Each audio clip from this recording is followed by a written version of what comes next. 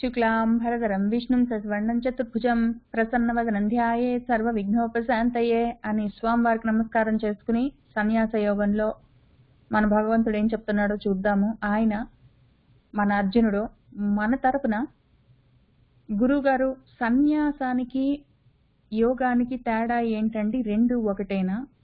రెండిట్లలో ఏది మంచిదండి? ఏదైనా ఒకటి చెప్పండి అంటే మన గురువు గారు రెండు వేరు వేరు అని లేవు, రెండు ఒకటే, అర్థం చేసుకోవడంలోనే ఉంటుంది విషయము అని ఆయన చెప్తూ వస్తూ ఉన్నారు. ముఖ్యంగా కర్మ సన్యాసం చెప్తున్నారు. కర్మ సన్యాసం కూడా మళ్ళీ మనము సూక్ష్మంగా ఆలోచించుకోవాలి. స్థూలంగా చూస్తే విషయం అర్థం కాదు, స్థూలంగా ఏది చూసినా విషయం అర్థం కాదు.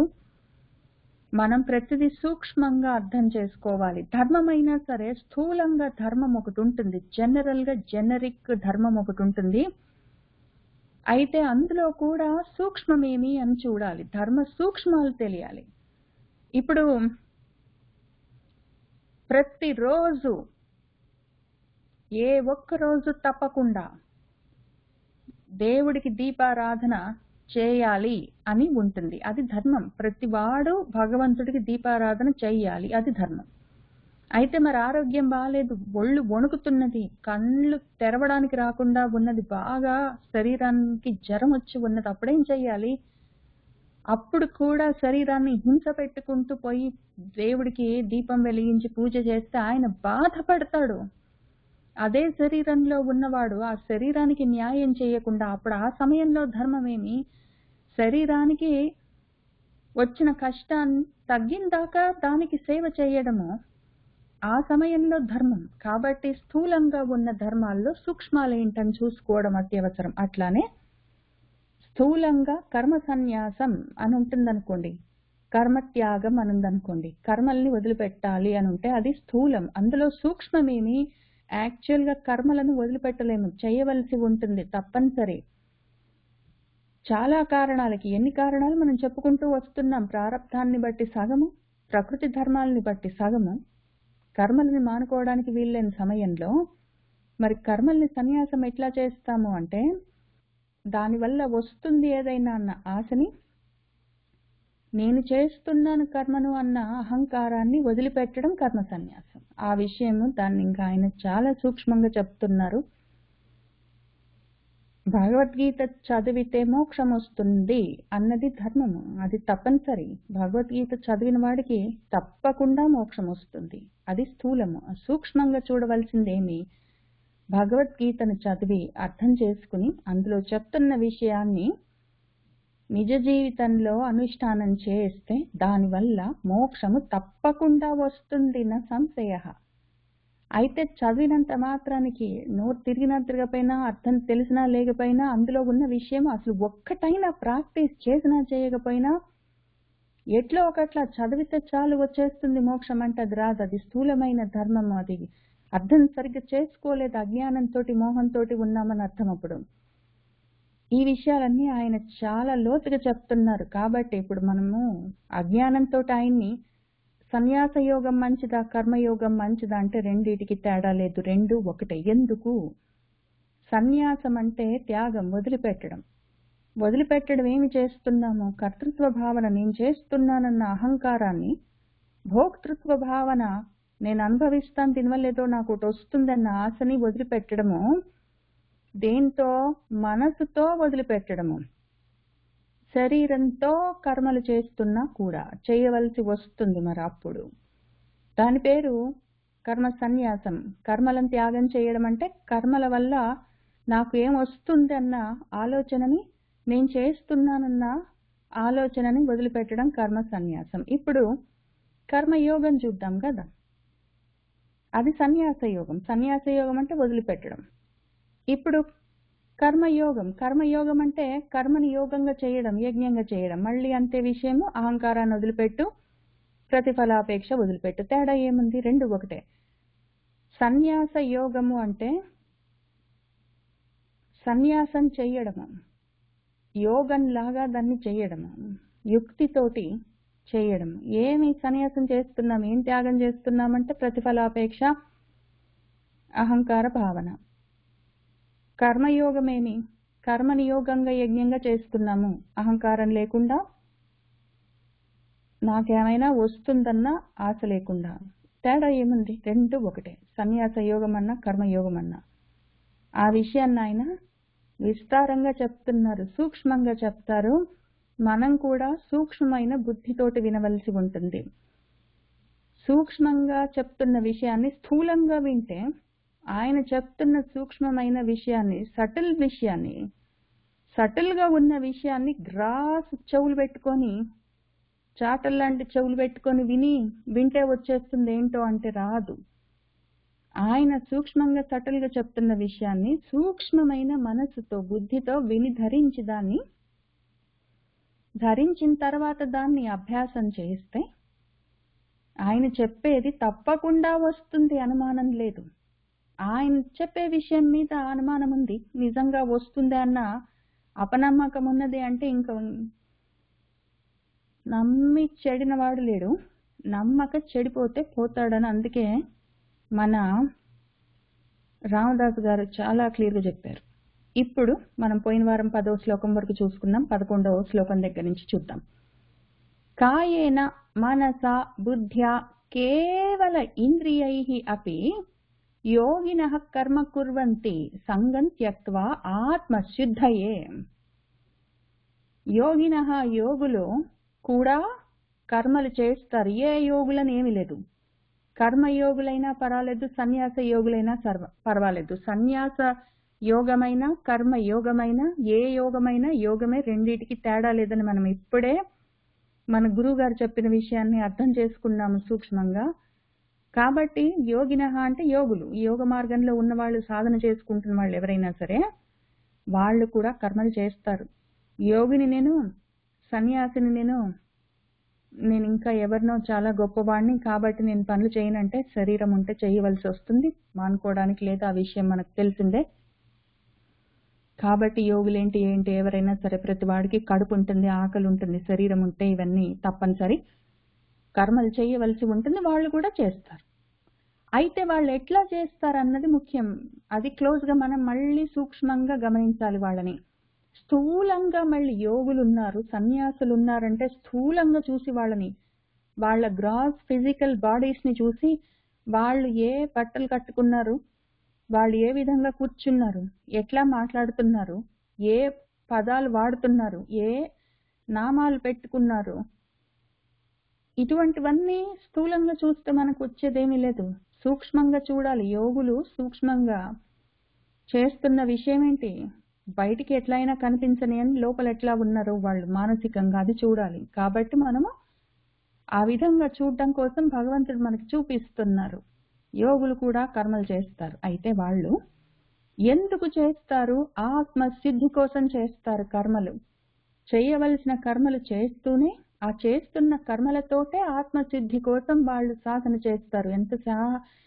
ఎంత ప్రశాంతంగా, శాంతిగా, ఈజీగా సాధిస్తారో వాళ్ళు ఆ విషయం.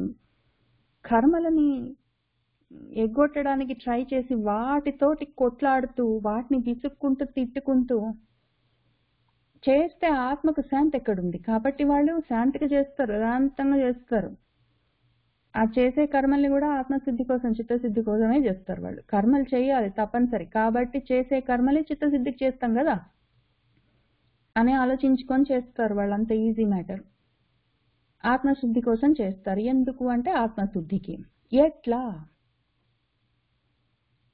సంగం త్యక్త్వా, ఆశ వదిలిపెట్టి చేస్తారు. కర్మల మీద ఆశ, ఇది చేస్తే నాకు పేరు వస్తుంది, నేను కాబట్టి చేశాను అన్న అహంకారం, పేరు వస్తుంది, ఏదో ఫలితం వస్తుంది, లాభం ఉంటుంది అన్న ఆశను వదిలిపెట్టే, రెండింటినీ లేకుండా, రెండిటితోటి సంగం లేకుండా, సంగం అంటే ఆశ అని అర్థం, ఆ రెండిటితోటి వాటి గురించిన ఆశ అన్నది లేకుండా వదిలిపెట్టి చేస్తారు. దేనితోటి చేస్తారు?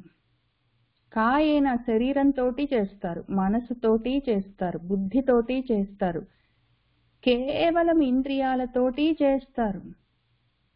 కానీ ఆశ లేకుండా చేస్తారు. ఎందుకు చేస్తారు? ఆత్మసిద్ధి కోసం. కాబట్టి 3 ప్రశ్నలకి జవాబు చెప్తున్నారు. యోగులు కూడా కర్మలు చేస్తారు. వేటితో చేస్తారు? శరీరంతోటి, మనసుతోటి, బుద్ధితోటి, ఇంద్రియాలతోటి చేస్తారు. ఎట్లా చేస్తారు?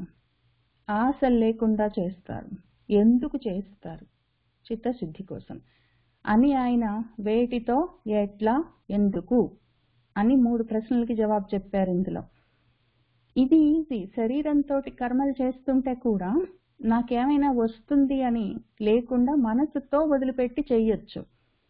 కానీ ఇక్కడ ఆయన మనసుతో కూడా చేస్తారని చెప్పారు. ఇది చాలా ముఖ్యం. ఇది ఆలోచించుకోవాలి. ఎందుకు అంటే మనకి క్వశ్చన్ రావాలి. మనసుతోటి కర్మల్ని వదిలిపెడితే మనసుతోటే మనము కర్మల్ని వదిలిపెట్టి కర్మలు ఎట్లా చేస్తాము? మనసు లేకుండా పనులు ఎట్లా చేస్తాము అంటే, ఒకవేళ అట్లా చేస్తే శ్రద్ధగా చేయగలమా అంటే, అందుకనే ఆ ప్రశ్నకి ఆయన జవాబు చెప్తూ, మనసుతో కర్మలు వదిలిపెట్టడం అంటే కర్మ చేసేటప్పుడు శ్రద్ధగా మనసు పెట్టే చెయ్యాలి. కాబట్టి చేస్తున్న కర్మని సంగం లేకుండా ఎట్లా చేయాలంటే ఆశ లేకుండా చేయాలి. మనసుతో పనిని వదిలిపెట్టమనట్లేదు ఆయన.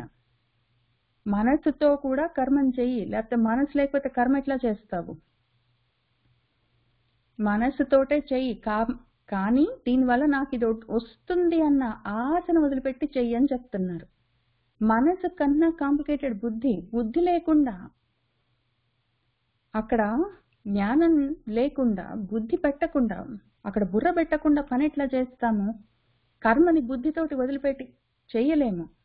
కాబట్టి బుద్ధి ఉండాలి. బుద్ధిని అక్కడ పెట్టి జ్ఞానంతో, తెలివితోటి చేయవలసి ఉంటుంది కర్మ మళ్ళీ. కానీ ఆశ లేకుండా సంగం త్యక్వా చెయ్యాలి. ఇంద్రియాలతోటి చేయవలసి ఉంటుంది. కర్మలు చేసేటప్పుడు భగవద్గీత చదువుకోవడం అన్నప్పుడు నా ఇంద్రియాలన్నీ కమిట్ కావాలి. అక్కడ నా బుద్ధి కమిట్ కావాలి, మనసు కమిట్ కావాలి, శరీరం అక్కడ వచ్చి కూర్చోవాలి. ఇన్ని ఉండాలి అక్కడ. నా శరీరం అక్కడ వచ్చి కూర్చోవాలి, మనసు అక్కడ పెట్టాలి, బుద్ధితో విషయాన్ని గ్రహిస్తూ, కళ్ళన్న ఇంద్రియాలని వాడుతూ, నోరన్న ఇంద్రియాన్ని వాడుతూ, నా చేతులన్న ఇంద్రియం, ఎందుకంటే ఆ కంప్యూటర్ స్క్రీన్ మీద, ఆ టచ్ ప్యాడ్ మీద, వాటి మీద నా వేళ్ళు కదులుతుండాలి. ఇవన్నీ చేస్తూ చేయవలసి ఉంటుంది. ఇందులో ఒక్కటైనా సరే, కాయము, మనసు, బుద్ధి, ఇంద్రియాలు ఇందులో ఒక్కటైనా లేకపోతే ఆ పని చేయగలనా నేను? కాబట్టి వీటన్నిటితోటి చేస్తున్నా కూడా కేవలం వాటితోటే చెయ్యాలి. కేవలం వాటితోటే చెయ్యాలి. ఆశతో చేయకూడదు.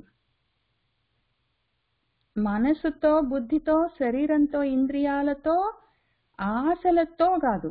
ఆశను మాత్రం కట్ చేసి మిగిలిన వాటన్నిటిని అందులో పెట్టి చిత్తశుద్ధి కోసం వాళ్ళు చేస్తారు. అట్లా చేస్తే లాభం ఎక్కువ ఉంటుంది. యాక్చువల్గా లాభం ఎక్కువ ఉంటుంది. ఇప్పుడు ఉద్యోగం చేయడము, వంట చేసుకోవడము, వాలంటీర్ వర్క్ చేయడము, పోని వాటికంటే ఏదో పేరో ఏదైనా డబ్బులో ఏమైనా వస్తుంది లాభం అన్న ఆశలు కావాలంటే ఫిజికల్ గా తెలుస్తాయి, వాటిని వదిలిపెట్టచ్చు. కానీ భగవద్గీత చదివితే ఏమొస్తుంది? మోక్షం వచ్చేది ఎప్పటికి వస్తుందో తెలియదు. అది ఆయన ఇంకా సట్లర్ విషయం మ్యాటర్. ఇది కనీసం సూక్ష్మమే పట్టుకోలేకుండా ఉన్నామంటే ఇంకా సట్టలు కూడా కాదు, సట్లర్ విషయం అది మోక్షం. దాన్ని ఎట్లా పట్టుకుంటాము?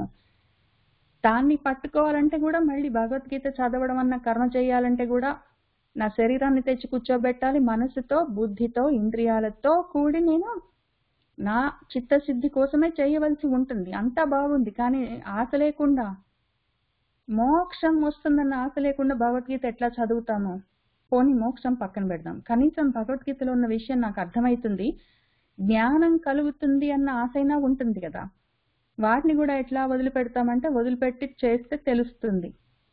భగవద్గీత చదవగానే నాకు మోక్షం వస్తుంది, ఇంకేమైనా చేస్తే నాకు మోక్షం వస్తుంది అని మోక్షం మీద ఫోకస్ చేస్తే ఇదో రావచ్చు, రాకపోవచ్చు. దీనికి ఒక ఎగ్జాంపుల్ చూద్దాము. భగవద్గీత చదువుకుంటూ కూడా మోక్షం మీద మనసు పెట్టుకొని భగవద్గీతను చదివితే దానివల్ల చిత్తశుద్ధి కలగొచ్చు, కలగకపోవచ్చు. ఎందుకు అంటే ఇంకా రాకపోయినే మోక్షము, ఇంకా రాకపోయినే జ్ఞానము అని దాని మీద ఉంటుంది. వచ్చిందో రాలేదో అని దాని మీద ఉంటుంది, దీని మీద ఉండదు అప్పుడు మనసు. దీనికి ఒక ఎగ్జాంపుల్ చెప్తానన్నాను కదా. చాలా రోజుల కింద న్యూస్ పేపర్లో ఏదో న్యూస్ ఆర్టికల్ చూశాను. అందులో ఏమైందంటే ఎవరో ఒక ఆయన ఏంటో గ్యాస్ పంప్ దగ్గర గ్యాస్ పోయించుకొని వెళ్ళిపోయాడు. $20 ఏమో ఎక్స్ట్రా పే చేశాడో ఏంటో జరిగింది. ఆ గ్యాస్ స్టేషన్ ఆయన గుర్తు పెట్టుకొని ఈయన కార్ మళ్ళీ వచ్చి అక్కడ మళ్ళీ గ్యాస్ పోయించుకుంటుంటే స్పెసిఫిక్గా గుర్తుపెట్టుకొని బయటకు వచ్చి $50 ఇచ్చి $20 పోయింది సార్, అప్పుడెప్పుడు నువ్వు వచ్చినప్పుడు నెల కింద చూసుకోలేదు, ఎక్కువ ఇచ్చేళ్ళేవు అని ఆయన చెప్పేట.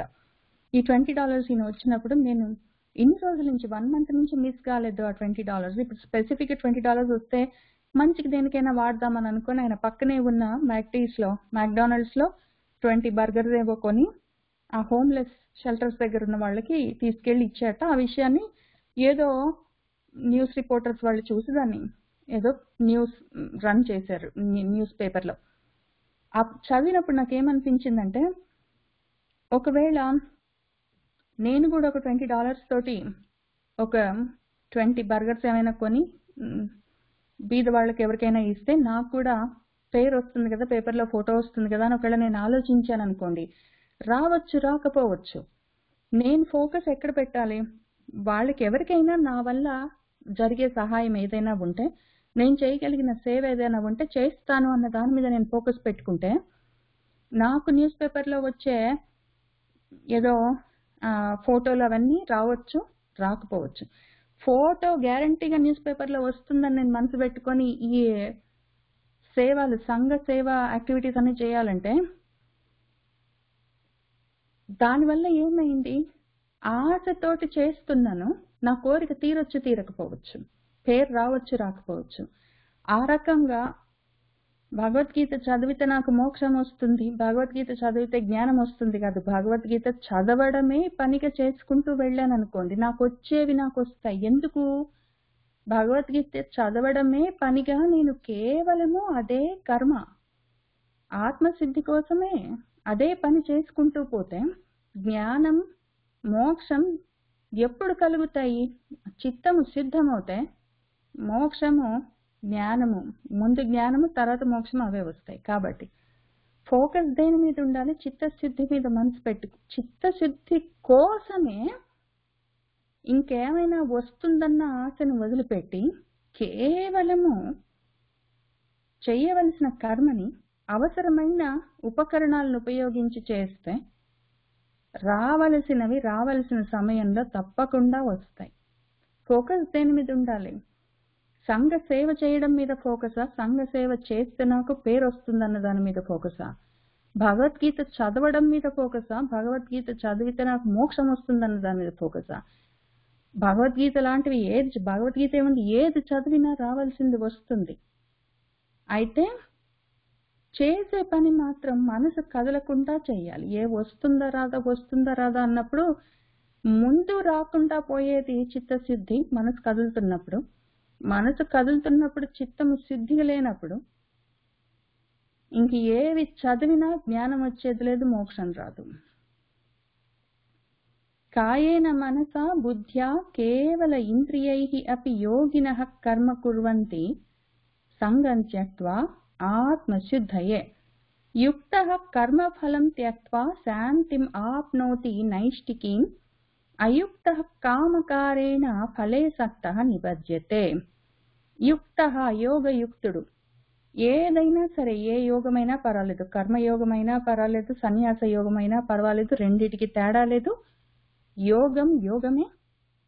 ప్రతిఫలాపేక్ష లేకుండా, కర్తృత్వ భావం లేకుండా చేసే ఏ కర్మ అయినా యోగంగా పరిణామం చెందుతుంది. అది అటువంటి యోగయుక్తుడు ఒకవేళ కర్మ ఫలం మీద ఆశని త్యక్త్వా వదిలిపెట్టి, మళ్ళీ కర్మ ఫలాన్ని వదిలిపెట్టి కాదు, ఇది మళ్ళీ స్థూలము సూక్ష్మం అని ఉంటాయి. ప్రతి మాట వెనకాల సూక్ష్మంగా ఉన్న విషయాన్ని గ్రహించాలి. కర్మ ఫలాన్ని వదిలిపెట్టి అంటున్నారు ఆయన. ఇప్పుడు నేను ఇది చదివితే నాకు వచ్చే జ్ఞానం, నేను చదువుకుంటూ పోతాను, ఆత్మసిద్ధి చిత్తశుద్ధి కోసం నేను చదువుకుంటూ వెళ్ళిపోతాను. ఇది చదివితే నాకు మోక్షం వస్తుంది, జ్ఞానం వస్తుంది అని దేని గురించి ఆలోచించను. వచ్చేది వచ్చినప్పుడు, దాని సమయం వచ్చినప్పుడు వస్తుంది అనుకుంటూ వెళ్తాను. కానీ నాకు వచ్చే ఆ కర్మ ఫలము భగవద్గీత చదువుతూ ఉంటే వచ్చే జ్ఞానం రాకుండా పోతుందే? ఆ వచ్చే జ్ఞానాన్ని వదిలిపెట్టేస్తానా నేను? ఆ వచ్చే జ్ఞానాన్ని, ఒకవేళ వచ్చే మోక్షాన్ని వదిలిపెట్టుకుంటే అయితే పోను కదా. ఆయన చెప్తున్నది ఆ వచ్చే ఫలాన్ని వదిలిపెట్టమని చెప్పట్లేదు. దాని మీద ఆశని వదిలిపెట్టని చెప్తున్నారు. కర్మఫలాన్ని వదిలిపెట్టు, త్యాగం చెయ్యి అంటే కర్మఫలం మీద ఆశని వదిలిపెట్టు. వచ్చింది సంతోషంగా యదృచ్ఛాలాభ సంతుష్ట అని వచ్చిన దాన్ని సంతోషంగా పుచ్చుకో. నీకు జ్ఞానం వస్తూనే ఉంటుంది. భగవద్గీత చదువుతూ ఉంటే చిత్తశుద్ధి కోసము, చిత్తశుద్ధితో భగవద్గీత చదువుతూ ఉంటే రావాల్సిన జ్ఞానం వస్తూనే ఉంటుంది. దాన్ని అభ్యాసం చేస్తూ ఉంటే మనశ్శాంతి కలుగుతూనే ఉంటుంది. అక్కర్లేని విషయాలతోటి సాంగత్యం వదిలిపోతూనే ఉంటుంది. దాని పేరే మోక్షం. అవన్నీ వస్తూనే ఉంటాయి. వస్తున్న వాటిని బలవంతంగా వదిలిపెట్టమని ఆయన చెప్పట్లేదు. కానీ వస్తుందన్న దాని మీద ఆశని వదిలిపెట్టు అని చెప్తున్నారు. ఆ రకంగా చేస్తే అప్పుడు నైష్టికీం శాంతిం, నిష్ఠతోటి కూడిన నిశ్చలమైన శాంతి, స్థిరమైన శాంతిని వాడు ఆప్నోతి పొందుతాడు. ఇప్పుడు అయుక్త యోగంగా వాడు ఏ కర్మ చెయ్యడు. వాడు కోరికలతోటే చేస్తాడు. అటువంటి వాడు ఎవరై ఉంటాడు? ఇక్కడ చాలా మంచి మాట ఉంది. చాలా ముఖ్యమైన శ్లోకం ఇది. కామకారుడు అని చెప్పారు ఇక్కడ ఆయన. కామకారుడు. కామకారుడు అంటే స్వేచ్ఛా జీవి, ఫ్రీ విల్ వాడుకునేవాడు, ఫ్రీ విల్ ఉన్నవాడు. Freedom of thought, freedom of work, ఏదైనా సరే నేను ఫ్రీగా అనుకున్న పని నా స్వేచ్ఛానుసారం నేను కోరుకున్నది చేస్తా అనేవాడు కామకారుడు. కామకారః ఫ్రీ విల్ ఎగ్జిక్యూట్ చేసేవాడు. ప్రతి వాళ్ళకి ఫ్రీ విల్ ఉంటుంది. ఇది చాలా ముఖ్యము. ఇప్పుడు భగవద్గీత చదవాలా వద్దా అన్న ఫ్రీ విల్ నాకు ఉంటుంది. భగవద్గీతని చదువుతానా చదవనా అన్న ఫ్రీ విల్ నాకుంది. ఆ ఉన్న ఫ్రీ విల్ని నేను ఎగ్జిక్యూట్ చేసుకొని చదువుతానో నిర్ణయించుకున్నాను. చదువుతానని నిర్ణయించుకున్న తర్వాత అంతవరకు బానే ఉంది. కానీ నేను అయుక్తుడిని, యోగం లేదు కాబట్టి నాకు ఫలితం మీద ఆశ ఉంది. అప్పుడేమవుతుంది? ఆ కర్మ నన్ను బంధిస్తుంది. ప్రతిరోజు పూజ చెయ్యాలి అని నేను ఒక పని పెట్టుకున్నాను. అది నా కామం. నా ఫ్రీ విల్ని ఎగ్జిక్యూట్ చేసి నేను తప్పనిసరిగా హరిహరేంద్రులు అడ్డం వచ్చినా సరే, వడగళ్ల వాన కురిసినా సరే, నా ప్రాణం పోతున్నా సరే నేను గ్యారంటీగా దేవుడికి పూజ చేస్తాను ప్రతిరోజు పెట్టుకున్నాను. మంచిది. ఏదైనా సరే నీ ఇష్టము, నీకు ఫ్రీ విల్ ఉంది, నువ్వు ఎగ్జిక్యూట్ చేసుకోవచ్చు. అయితే అయుక్తము, యుక్తి లేదు నీకు. ఈ పూజలు చేస్తే నాకు ఒకటి వస్తుందని కోరికుంది. అప్పుడేమైంది? ఆ కర్మ నిన్ను బంధిస్తుంది. ఆ కర్మ వల్ల కలిగిన ఫలితం నిన్ను బంధిస్తుంది. ఎట్లా? ఇంకా చెయ్యకపోతే ఏదో జరిగిపోయినట్టు అపరాధ భావంతో, అయ్యో చేయలేకపోయానే పూజ ఇవాళ అని, అయ్యో నాకేమైనా కష్టం వస్తుందేమో, ఇన్నాళ్ళు చేసిన పూజ ఇప్పుడు చేయకపోతే దేవుడు ఏమైనా అనుకుంటాడేమో, నాకే అసలు మనసు బాగలేదు, అయ్యో పొద్దున్న నుంచి నేను ప్రతిరోజు పూజ చేసేవాడిని, ఇవాళ చేయలేదు, నా మనసు బాగలేదు అనుకుంటూ ఆ మనసు, దానికి శుద్ధత ఎక్కడుంది? అది ఆత్మ శుద్ధం, చిత్తం శుద్ధంగా మనసు శాంతికి ఎట్లా ఉంది? అది కదులుతూనే ఉంది, అది బాధపడుతుంది, అది దిగులు పడుతుంది, దుఃఖిస్తూ ఉంది, అది ఏడుస్తుంది, అది అయ్యయ్యో నాకేమైనా కష్టం వస్తుందేమో అనుకుంటుంది. ఎందుకంటే అది ఫలితం మీద ఆసక్తితో ఉంటుంది, చేస్తే మంచి జరుగుతుంది అని. రోజు పూజ చేస్తే శ్రద్ధగా నాకు మోక్షం వస్తుంది, భగవంతుడికి నా మీద దయ కలుగుతుంది, నాకు మనసుకు శాంతి కలుగుతుంది అని ఆశలు ఉంటాయి. ఏదైనా సరే ఆ ఆశలు, మనసు శాంతి ఎక్కడుంది? మనసు తల్లడిల్లిపోతుంటే ఆ పాపం వాడు, ఇది ఎంత సెల్ఫ్ డిఫీటింగ్ సిచ్యువేషన్ అంటే, వాడు ఫ్రీ విల్ ని ఉపయోగించుకొని నేను నా ఫ్రీడమ్ తోటి, స్వేచ్ఛగా, నా స్వ ఇచ్ఛతోటి, నా సొంతంగా నిర్ణయించుకొని నేను పనిచేస్తున్నాను అంటాడు. కానీ వాడికి ఆ స్వేచ్ఛ ఉండదు. వాడు దానికి బందీ అయి ఉంటాడు. వాడు స్వేచ్ఛ పోగొట్టుకొని, చెయ్యకపోతే నేను తట్టుకోలేను, చెయ్యకుండా ఉండలేను, దీనివల్ల నాకు ఏమైనా కష్టం వస్తుందేమో, వచ్చే మంచి రాకుండా పోతుందేమో, దేవుడు నన్ను అనుగ్రహించడేమో అని బందీ అయి ఉంటాడు. అక్కడ ఫ్రీడమ్ ఉందా, బంధం ఉందా? వాడు అనవసరంగా వాడు తయారు చేసుకున్న బందికానాలో బంధింపబడి ఉంటాడు. సొంత ఇచ్చని, స్వేచ్ఛని, నా ఫ్రీ విల్ ని, కామకారాన్ని నేను వాడుకుంటున్నాను అనుకుంటాడు. కానీ వాడికి వాడే బందీ అయి ఉంటాడు. దేనికి? రెండిటికి. ఒకటి కర్మలకు బందీ అవుతాడు, చేయకుండా ఉండలేను అనుకుంటూ. ఫలితాలు వస్తాయో రావో అన్న భయాలకు, రాలేదే అన్న కోపాలకు, ప్రతి దానికి బందీ అయి ఉంటాడు వాడు, నిబద్ధుడై. ఆ బంధాల వల్లే మళ్ళీ మళ్ళీ జన్మలెత్తుతూ ఉంటాడు వాడు.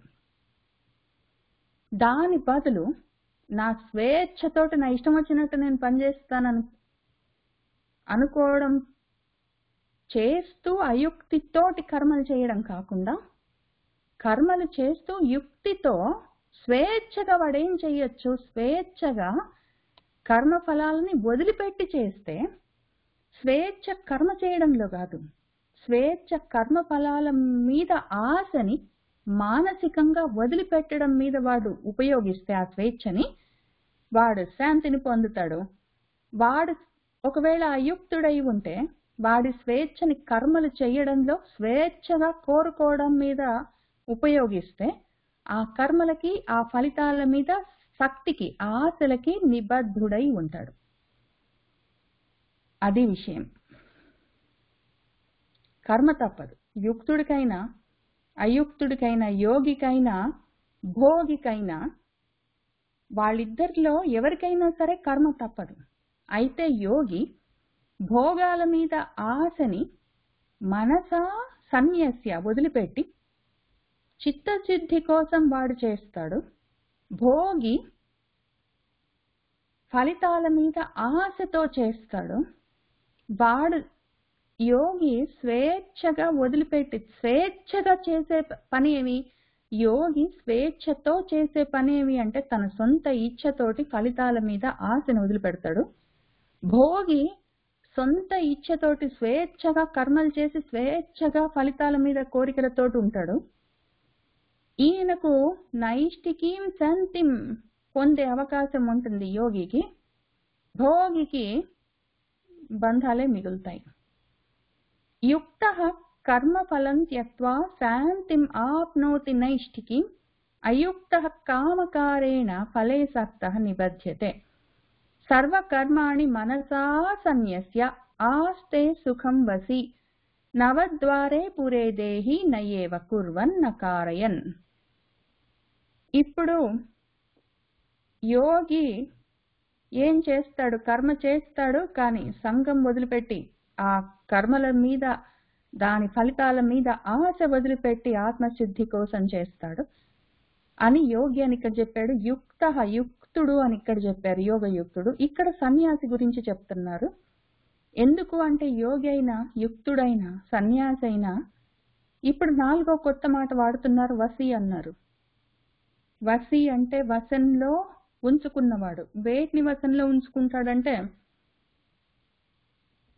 కాయాన్ని, మనసుని, బుద్ధిని, ఇంద్రియాలని, ఈ 4టిని వశంలో ఉంచుకున్నవాడు వసి. వశంలో ఎందుకు ఉంచుకుంటాడు? కాయము ఇది కావాలి, ఇది కావాలని గోలబెట్టదు. మనసు కావాలి కావాలి అనదు. బుద్ధి అవును నాకు ఇది కావాలని నిర్ణయించదు. ఇంద్రియాలు ఇది వస్తే చేస్తా అనదు. ఈ 4 వీడి వశంలో ఉంటాయి. వాడు వసి, స్వవసి. ఆ స్వవశం లేకపోతే పరవశంలో ఉంటారు. పరుల వశంలో, ఈ మొత్తం ఈ సామాన్ల వశంలో వాడు ఉంటాడు. ఇవన్నీ ఈయన వశంలో ఉంటే ఈయన వసి అవుతాడు. ఈయనని ఇవన్నీ వశంలో పెట్టుకొని కోతిలాగా గెంతిస్తుంటే అప్పుడు ఆయన పరవశుడు అవుతాడు. అవశుడు, వివశుడు, పరవశుడు అవుతాడు. ఇవన్నీ ఎవరి కంట్రోల్లో ఉంటాయో ఆయన వశుడు అవుతాడు, వసి. ఈ వసి ఒకవేళ సర్వకర్మాణి అన్ని కర్మలను మనసుతోటే సన్యాసి వదిలిపెట్టి, మళ్ళీ సర్వకర్మలను, పనులను మనసుతో వదిలిపెట్టి, మనసు లేకుండా కర్మలు చేయలేరు. పనులన్నిటినీ మనసుతో వదిలిపెట్టి, మనసు లేకుండా కర్మలు చేయడం అనేది ఉండదు. మనసు ఉండాలి కర్మలు చేయాలంటే. మనసు బుద్ధి పనిచేస్తుంటేనే కర్మలు జరిగేది. ఎందుకంటే బుద్ధి నిర్ణయిస్తుంది, మనసు చెప్పి శరీరంతో, అవయవాలతోటి చేయిస్తుంది. ఒకవేళ మనసు అక్కడ అబ్సెంట్ అయితే కర్మ జరగదు. కాబట్టి మనసుని సన్యాసం చేయలేము. కర్మలన్నిటిని మనసుతో వదిలిపెట్టలేము. మళ్ళీ సూక్ష్మంగా దాన్ని అర్థం చేసుకోవాలి. సర్వ కర్మలను మనసుతో సన్యాసం చేయడం అంటే సర్వ కర్మల యొక్క ఫలితాలను, వాటి వల్ల నాకు ఇది వస్తుంది అన్న ఆశలను, సర్వ కర్మల యొక్క ఫలితాల మీద ఆశలను అని దాన్ని అర్థం చేసుకోవాలి. దాన్ని మనసుతో సన్యాసిస్తే, మళ్ళీ ఇక్కడ త్యాగం అన్నారు, ఇక్కడ సన్యాసం అన్నారు. యోగమన్నా త్యాగమన్నా సన్యాసమన్నా అదే అర్థం. ఈ రకంగా సన్యాసం చేస్తే వాడు సుఖంగా ఆస్తే ఉంటాడు, వాడు పరమ సుఖంగా ఉంటాడు, ప్రశాంతంగా ఉంటాడు, గ్యారెంటీ, అనుమానమే లేదు. ఇక్కడ త్యాగం అని వచ్చింది కాబట్టి త్యక్త్వా అంటుంటారు ఆయన. త్యాగం చేయి అంటుంటారు, త్యాగం చేసి అంటారు. త్యాగం అంటే ఏంటో చూద్దాం. త్యాగాలు మళ్ళీ మనం 2 రకాలు అర్థం చేసుకోవాలి. ఒకటి ప్రాపంచకమైన త్యాగాలు, లోకంలో లౌకికంగా త్యాగాలు ఉంటాయి. జ్ఞానపరంగా ఆధ్యాత్మిక మార్గంలో త్యాగాలు వేరే రకంగా ఉంటాయి. 2 అర్థం చేసుకోవాలి. ఒకటి బయట నుంచి, శరీరం నుంచి బయటికి చూస్తున్నప్పుడు ప్రపంచంలో ఉన్న త్యాగాలు.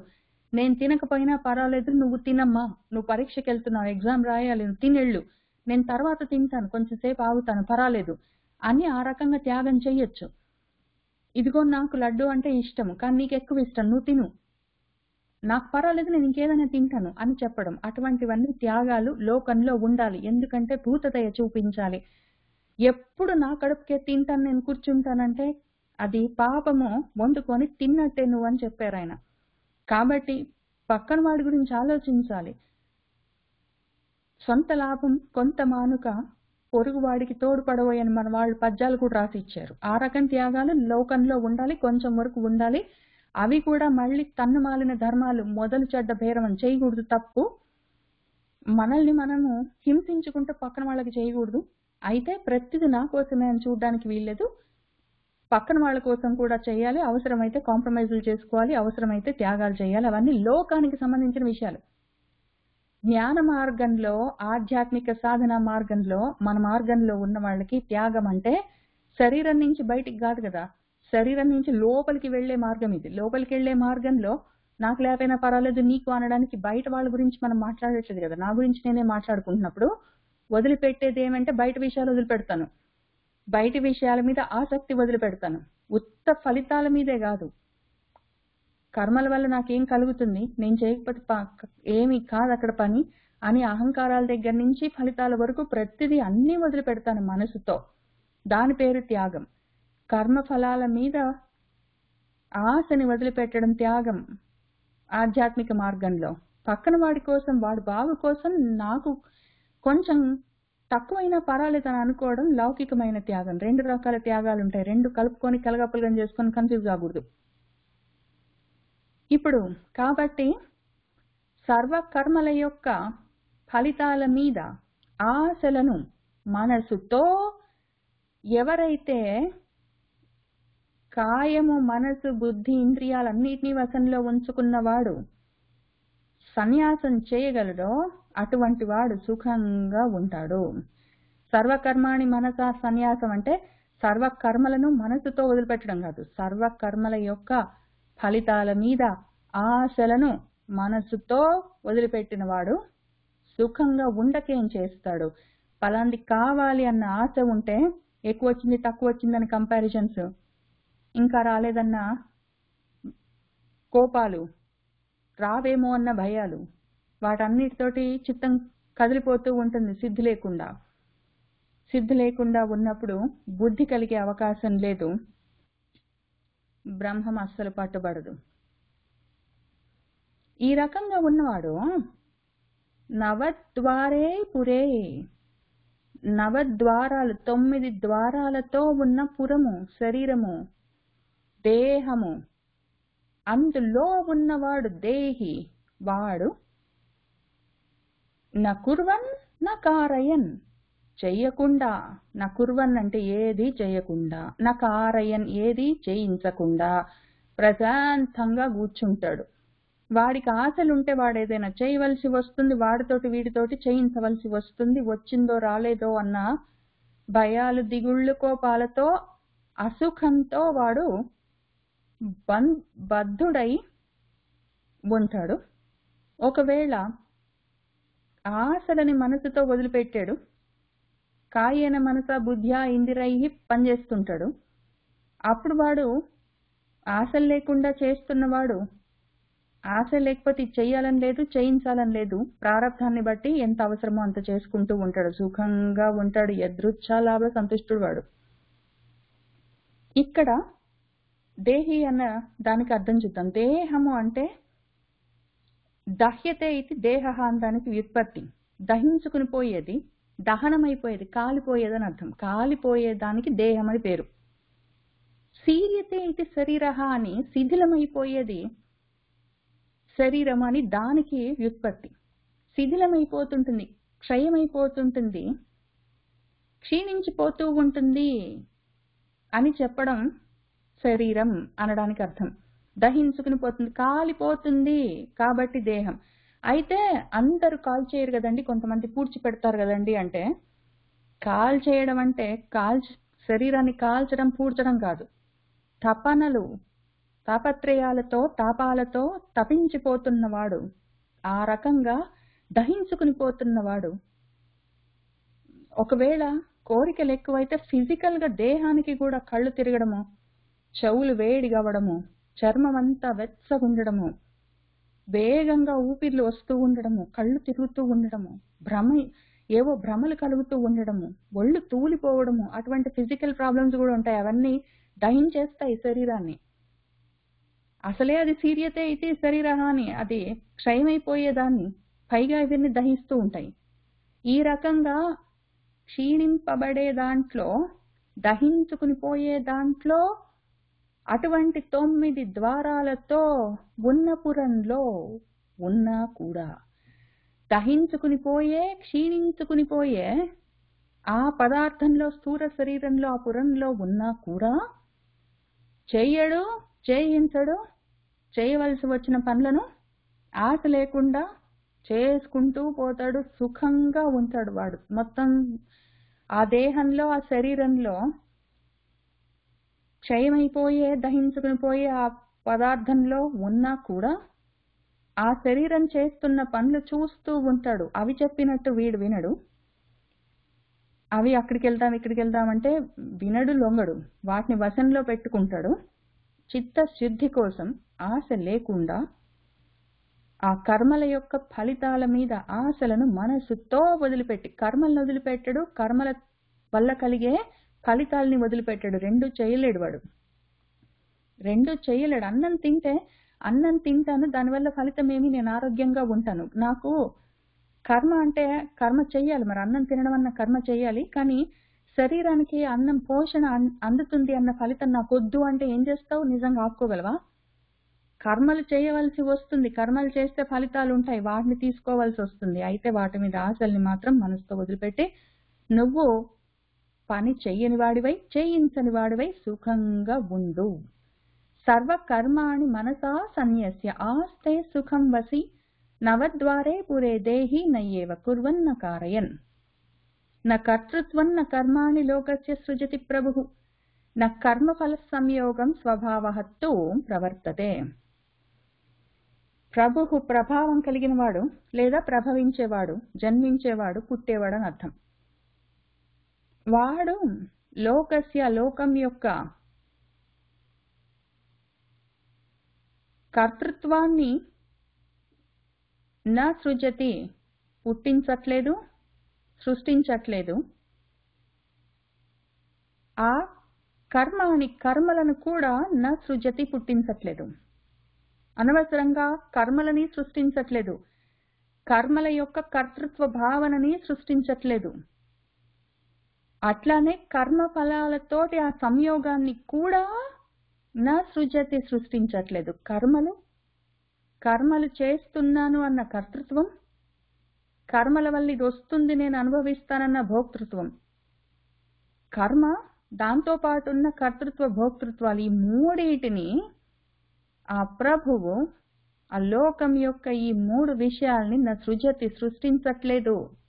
మరి ఉన్నాయి కదండి కర్మలు, కర్తృత్వ భావనలు, కావాలి అన్న భోక్తృత్వం, ఆలోచనలు, అవన్నీ ఉన్నాయి కదండి అంటే ఉంటాయి. ఎక్కడి నుంచి వస్తాయంటే అవి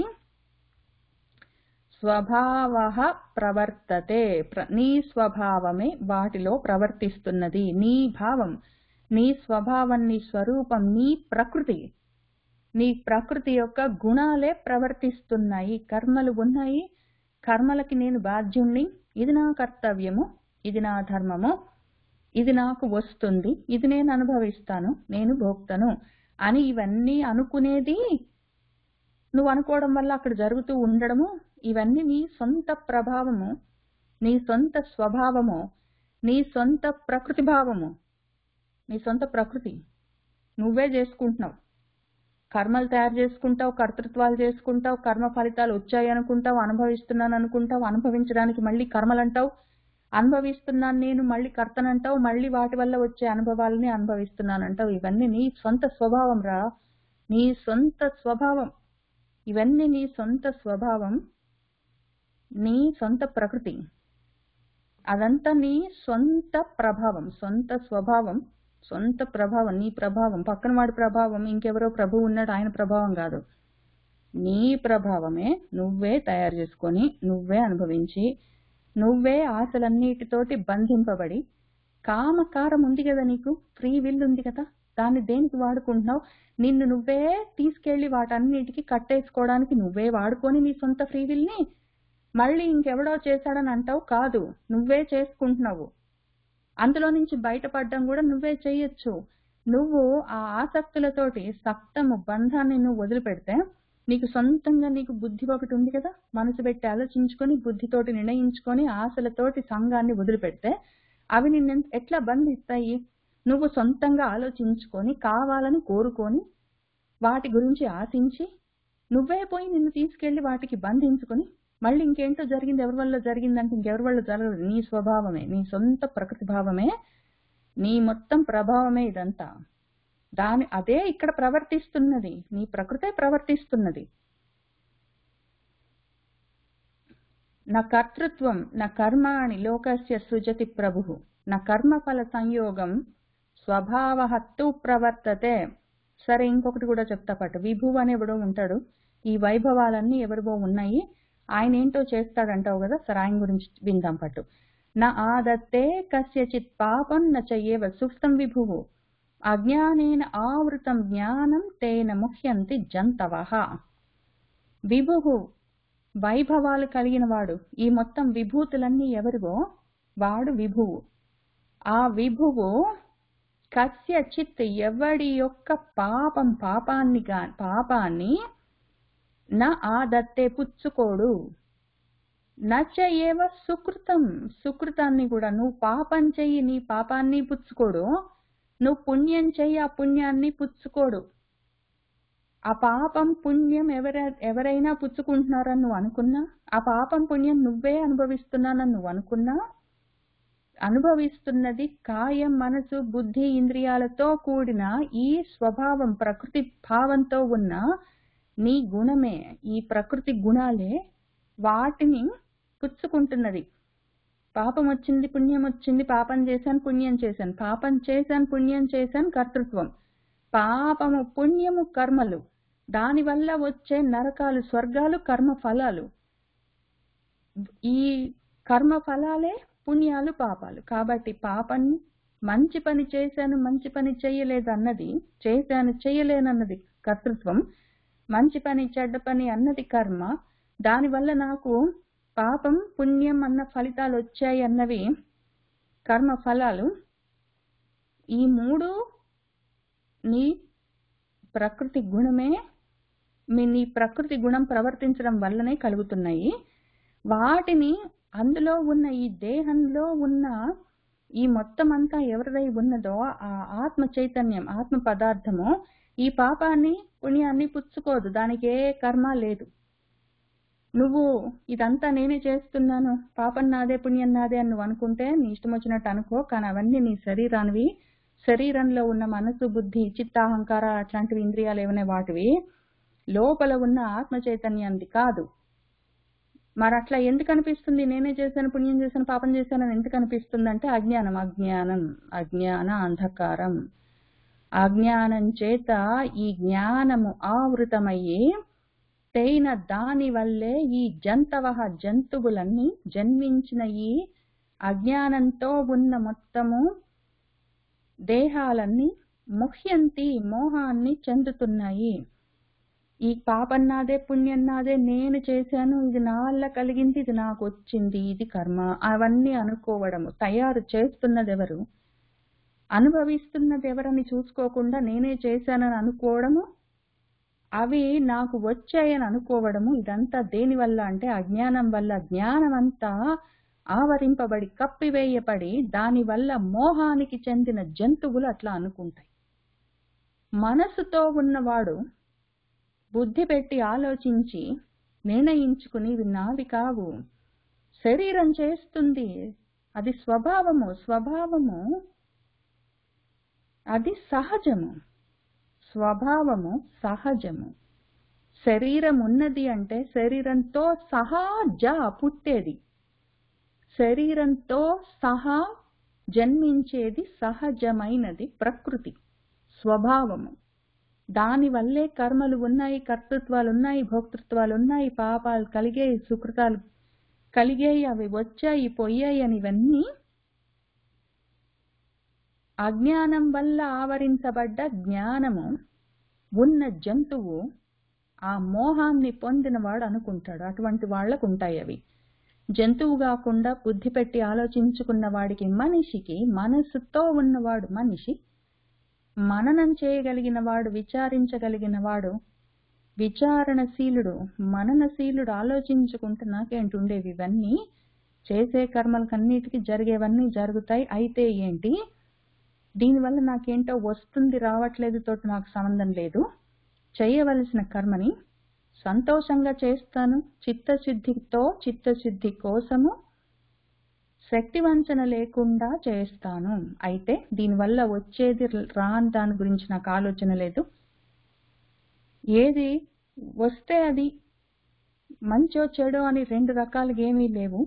సిద్ధాసిద్ధౌ, జయాజయౌ, లాభాలాభౌ అని ఏమీ నాకు రెండు రకాలు లేవు. ఉన్నదంతా ఒకటే అనుకున్నవాడు జంతువుగాడప్పుడు.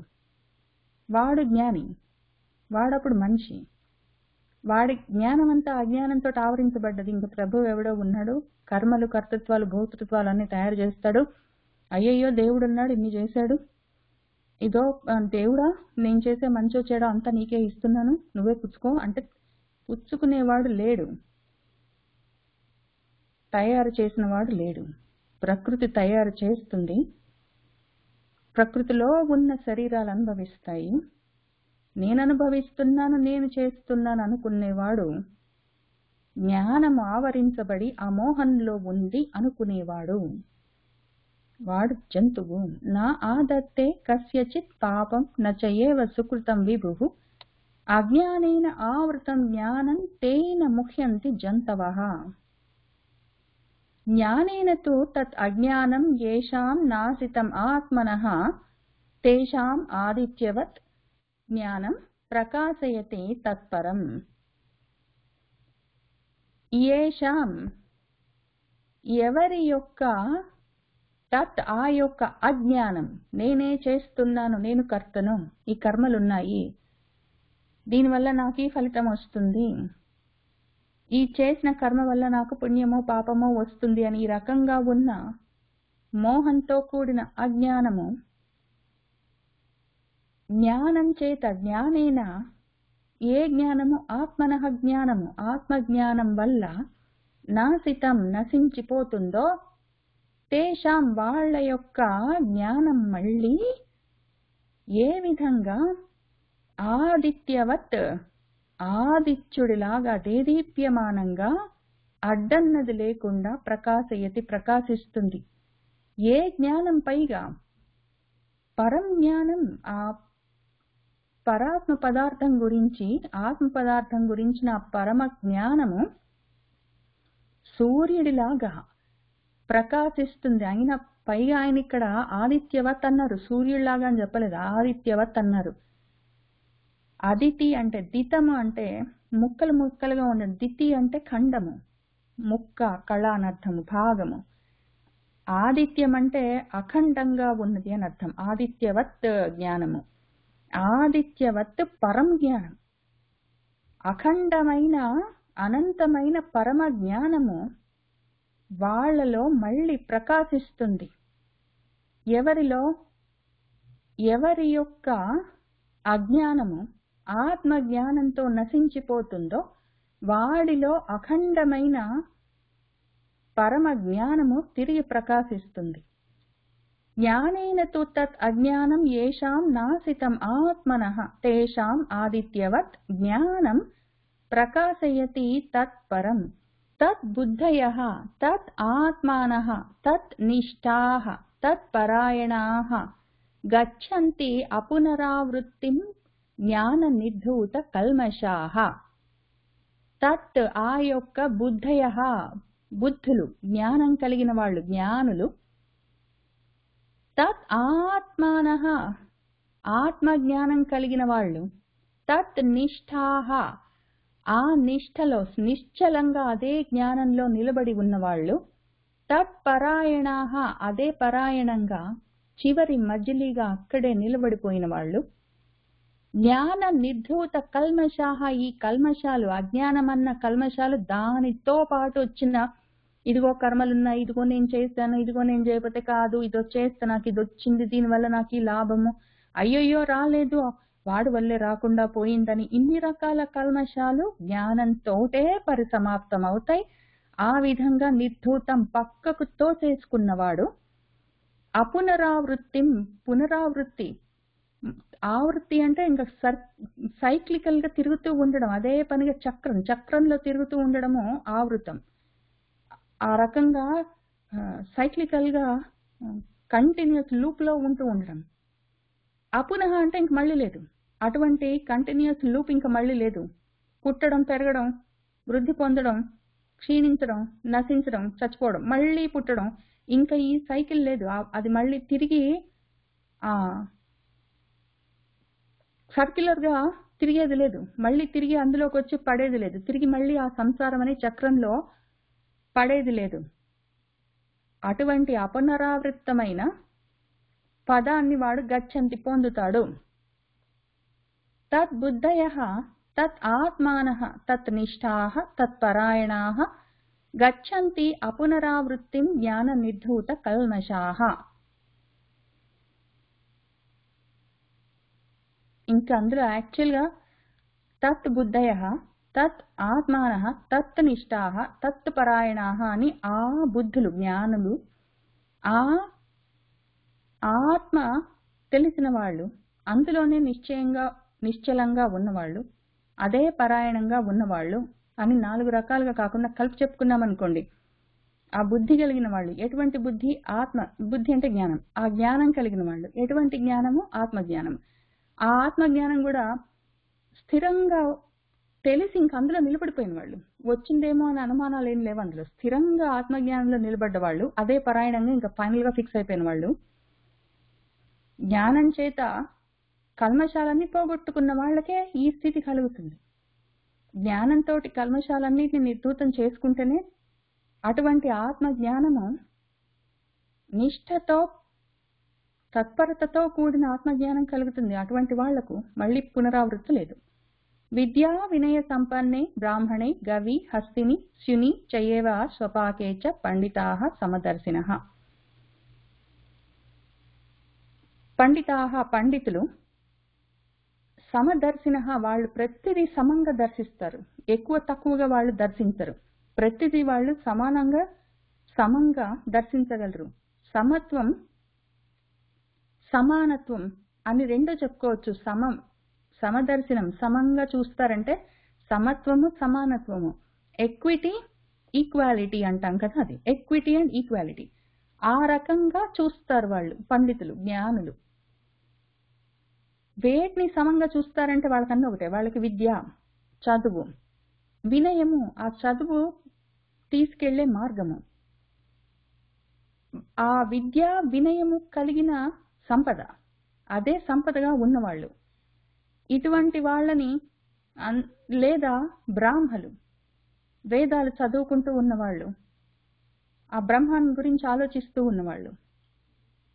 గవి, గోవులు, హస్తి ఏనుగులు, శుని కుక్కలు, స్వపాకం కుక్కల్ని వండుకుని తినేవాళ్ళు అని ఇన్ని రకాలు వాళ్ళకి కనపడదు. వాళ్ళకు ఒకటే కనిపిస్తుంది. వాళ్ళకి ఏం కనిపిస్తుంది? శరీరాలు ఆ రూపాలు తీసుకున్నందుకు ఆ ప్రకృతి ధర్మాలని బట్టి, వాళ్ళ ప్రారంధాలని బట్టి, ప్రకృతి ధర్మాలని ప్రారంధ కర్మల్ని బట్టి ఏ రూపాలు వాళ్ళు ధరించారో ఆ రూపాల్లో వాళ్ళు చేయవలసిన పనులు వాళ్ళు చేస్తారు. అయితే ఈ చేస్తున్న పనులు కనిపిస్తున్న రూపాలు, ఆ రూపాలకున్న నామాలు, ఇవన్నీ ప్రకృతికి సంబంధించిన విషయాలు. ఇవన్నీ వేరువేరుగా కనిపిస్తున్నా కూడా ఉన్నది ఒకటే విషయము అని వేరుగా చూడకుండా సమంగా చూసే శక్తి వాళ్ళకు ఉంటుంది. చదువులో చదువుకున్న వాడిలో, వినయంలో, నమ్రతలో, వినయం అంటే మళ్ళీ నడిపించడం, అందులో వీటితో అవే సంపదగా కలిగి ఉన్న వాళ్ళలో, బ్రాహ్మణుల్లో, ఆవుల్లో, ఏనుగుల్లో, కుక్కల్ని వండుకుని తినేవాళ్ళు, ఇంకిన్ని రకాలుగా వాళ్ళకి అన్ని ఉంటే ఉన్నాయి. నామరూపాత్మకమైన జగత్తు. ఆ జగన్లో ఏదో ఒక నామంతో ఏదో ఒక రూపంతో ఉన్నవాళ్ళు ఆ జన్మ తీసుకున్నందుకు చేయవలసిన కర్మలు చేస్తుంటారు. ఏదో అయితే ఇప్పుడు ఏమి వాళ్ళు అవన్నీ వేరువేరుగా చూడరు, అంతా ఒకటే వాళ్ళకి. ఎందుకంటే వాళ్ళకి ఆత్మ జ్ఞానం ఉంటుంది. లోపల ఉన్న ఆత్మను చూస్తారు, పైన ఉన్న వేషాలు చూడరు. పైన ఉన్న వేషాలు కాకుండా లోపల ఉన్న ఆత్మల్ని చూస్తారు. కాబట్టి వాళ్ళు అంతా ఆత్మకి వేరు లేదు, ఆత్మ అంతా సమంగా ఉంటుంది. కాబట్టి అంతా ఒకటే చూస్తారు వాళ్ళు. విద్యా వినయ సంపన్నే బ్రాహ్మణే గవిహస్తిని శునిచయేవ స్వపాకే చ పండితాః సమదర్శినః ఇహ ఏవ తైః జితః సర్గః యేషాం సామ్యే స్థితం మనః నిర్దోషం హి సమం బ్రహ్మ తస్మాత్ బ్రహ్మణి తే స్థితాః. యేషాం ఎవరి యొక్క మనస్సు సామ్యే స్థితం, ఇటువంటి సమస్థితిలో స్థిరంగా నిలబడిపోయింది అనుకోండి. ఆకాస్త వాడికి స్పెషల్ గా వేరే సపరేట్ గా ఆత్మజ్ఞానం కలగక్కర్లేదు. శరీరాలు ఉంటే ఉన్నాయి, పైన ఇవన్నీ తొడుగులు, వేషాలు, నామాలు, రూపాలన్న వేషాలు ఇవన్నీ. అయితే ఏమి వాడిలో ఉన్న గుణాలన్నీ ప్రకృతి గుణాలు.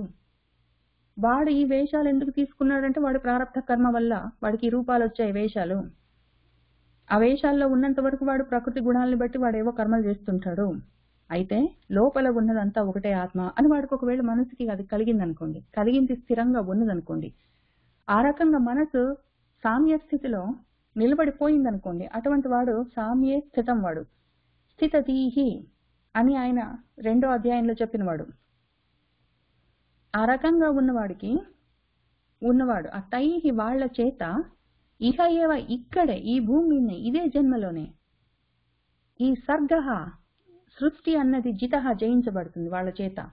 ఆ బయట ఉన్న వేషాలు కాకుండా వేషాల లోపల ఉన్న తత్వాన్ని వాడు ఒకవేళ చూడగలిగితే, ఆత్మతత్వాన్ని, అప్పుడు వాడు దాటిపోయాడు కదా ఆల్రెడీ. ఇంకా అప్పుడు వాడికి సర్గలు సపరేట్ గా బాడీస్ ఏం కనిపించవు. బాడీస్ ఇప్పుడు పైగా ఇక్కడ యాక్చువల్గా విద్యా వినయ సంపన్నుడు బ్రాహ్మడు, ఆవు, ఏదో ఏనుగు, కుక్కను వండుకొని తినేవాడు అని ఇన్ని రకాలుగా వాడు కనిపించట్లేదంటే అందులో ఉన్న పండితుడని వాడి సొంత బాడీ కూడా వాడికి అట్లే కనిపిస్తుంది. నేను పండితుణ్ణి, వీడు బ్రాహ్మడు, అది ఆవు, ఇది గోవు, అది ఏనుగు, అది కుక్క అని వాడికి ఎందుకు కనిపిస్తుంది? అందులో ఆ మొత్తం బాడీస్ లో, ఆ వేషాల్లో, రూపాల్లో, నామాల్లో ఉన్న శరీరాల్లో వాడిది కూడా శరీరంలా అయితే అయింది. నా ప్రారంధానికి,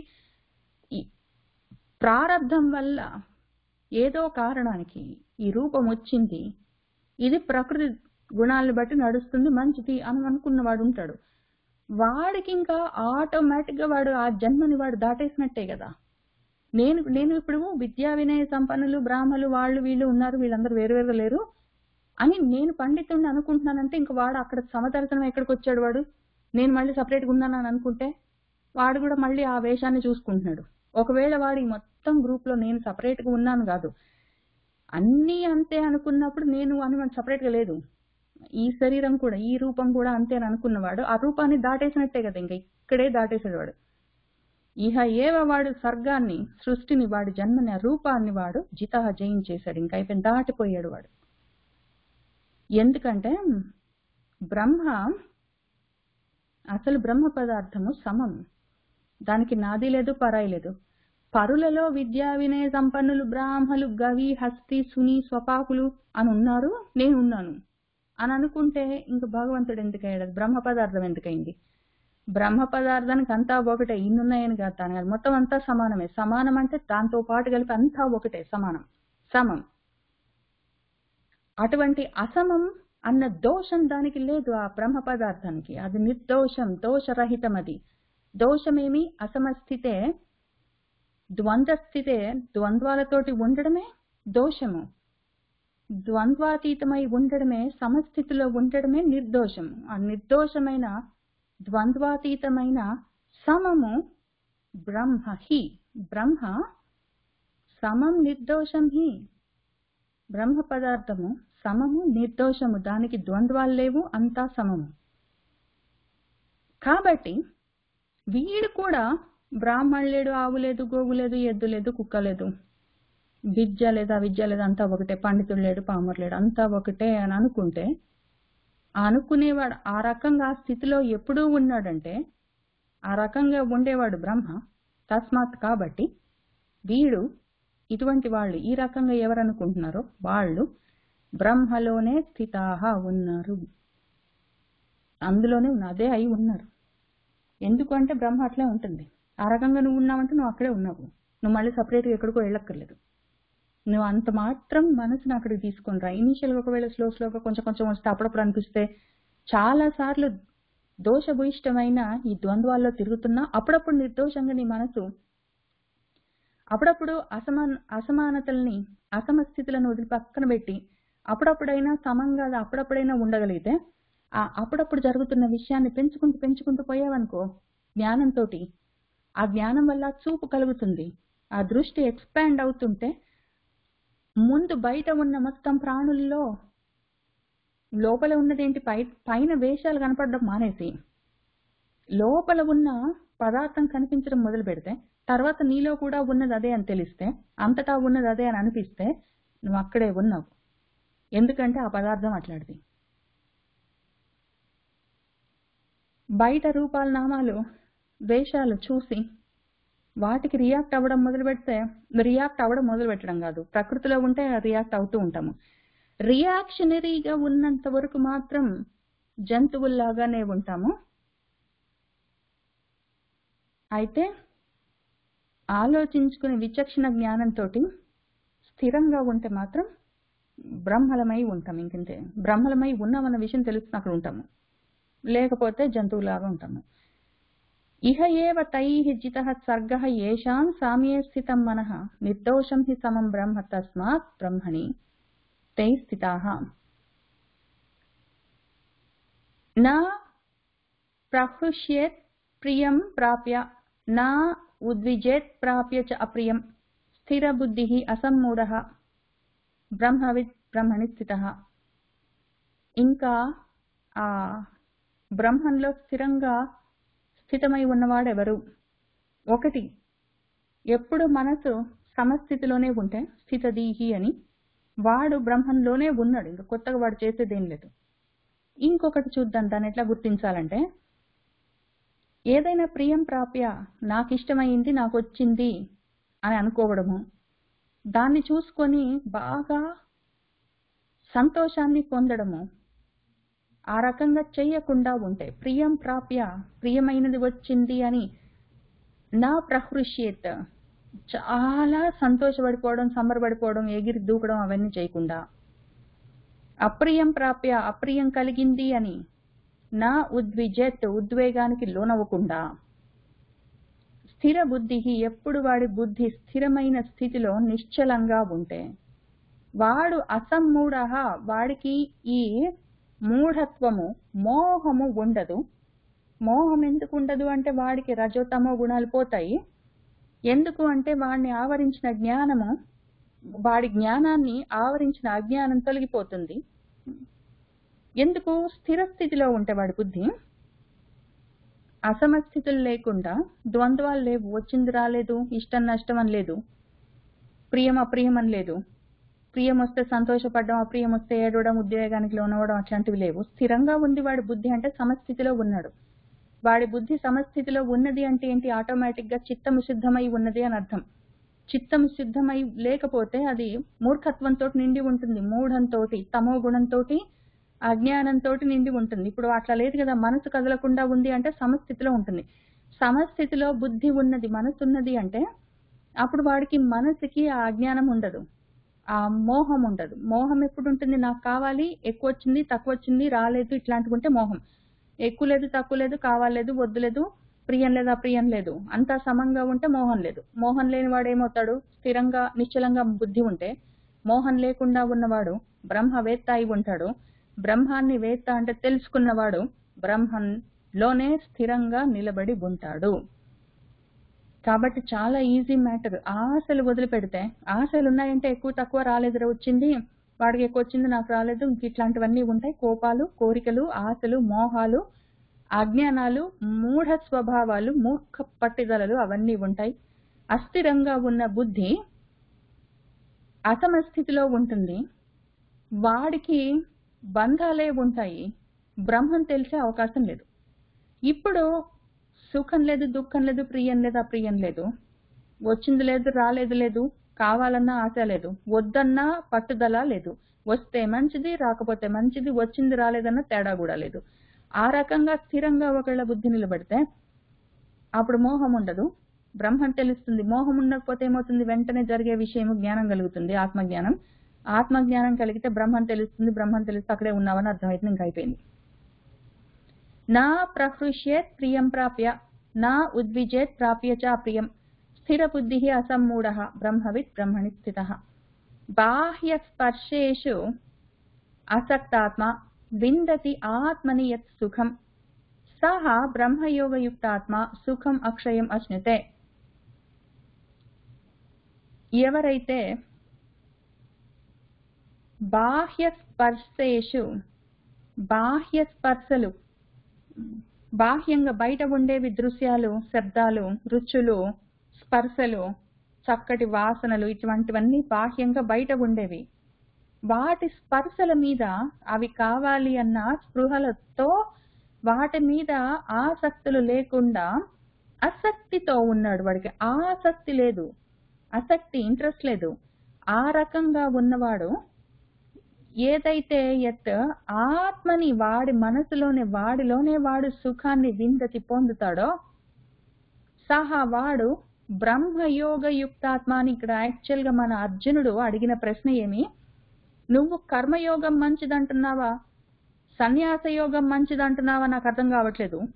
ఈ రెండిట్లలో ఏదో ఒకటి చెప్పు, నాకు ఒకటి మంచిది నువ్వే నిర్ణయించి, సన్యాస యోగంలో కర్మయోగంలో ఏదో ఒక మంచి యోగం నాకు చెప్పంటే రెండు వేర్వేరు యోగాలు కావని చెప్పుకుంటూ వచ్చి రెండిటి పరమార్థం ఒకటే. నువ్వే పేరు పెట్టి పిలుచుకున్నా సరే విషయం ఒకటే, ఆశలు వదిలిపెట్టు అని చెప్పుకుంటూ వచ్చి ఆ కాస్త నువ్వు నిజంగా నా మాట నమ్మి బాహ్య స్పర్శలతో కూడిన ఆసక్తులను వదిలిపెట్టి, ఆసక్తులు అంటే ఆశలను వదిలిపెడితే నీలోనే నువ్వు సుఖాన్ని నువ్వు పొందగలిగితే అప్పుడు కర్మయోగం సన్యాస యోగం కాదు, బ్రహ్మయోగం పట్టుకుంటుంది నీకు. ఆ రకంగా బ్రహ్మయోగ యుక్తుడివి అవుతావు. కర్మయోగ యుక్తుడివి, సన్యాస యోగ యుక్తుడివి, ఏదో ఒక యోగ యుక్తుడివి కాదు, బ్రహ్మయోగ యుక్తుడివి అవుతావు. అయిన వాడు ఆ విధంగా వాడు అక్షయం సుఖం, అక్షయమైన క్షయము, ఇంకా తరిగిపోవడం, నశించిపోవడం అన్న లేనిది అన్నదే లేని, నశించిపోవడం, తరిగిపోవడం, క్షయమైపోవడము అన్నదే లేని ఎప్పుడూ ఉండే అక్షయమైన సుఖాన్ని పొందుతాడు వాడు. నువ్వు ఇంత మాత్రం చెయ్యి, నువ్వు బయట విషయాల మీద ఆసక్తి తగ్గించుకొని నీలోనే సుఖాన్ని పెంచుకున్నావంటే బ్రహ్మయోగాన్ని పట్టుకుంటావు నువ్వు. కర్మయోగం, సన్యాస యోగం అని మిగిలిన యోగాలు కాదు. కర్మయోగం, సన్యాస యోగం ఇటువంటివి ఎంతవరకు తీసుకెళ్తాయి నిన్ను? బయటి వాటి మీద, బయట విషయాల మీద ఆసక్తులు తగ్గించుకోవడానికి హెల్ప్ చేస్తాయి. అంతవరకు నువ్వు తీసుకొచ్చుకున్నావు, ఇంక బయట విషయాల మీద ఆసక్తి తగ్గింది, నువ్వు కర్మయోగాన్ని పట్టుకో, సన్యాస యోగాన్ని పట్టుకో, ఏదో ఒక యోగం పట్టుకొని, అసలు జనరల్ గా కూడా పతంజలి మహర్షి ఇచ్చిన యోగాన్ని పట్టుకో, ఏదో ఒకటి పట్టుకొని నీలోనే నువ్వు ఆత్మసుఖాన్ని అనుభవించడం మొదలు పెడితే బ్రహ్మయోగాన్ని పట్టుకుంటావు, అక్షయమైన సుఖాన్ని పొందుతావు. అదే విషయం అని చెప్తున్నారు ఆయన. బాహ్య స్పర్శేషు అసక్తాత్మ విందతి ఆత్మనియత్ సుఖం సహ బ్రహ్మయోగయుక్తాత్మా సుఖమక్షయమశ్నుతే ఏ హి సంస్పర్శజాః భోగాః దుఃఖయోనయః ఏవ తే ఆర్జంతవంతః కౌంతేయ నతేషు రమతే బుధః. ఓ కౌంతేయ, ఓ కుంతీపుత్రుడా Arjuna,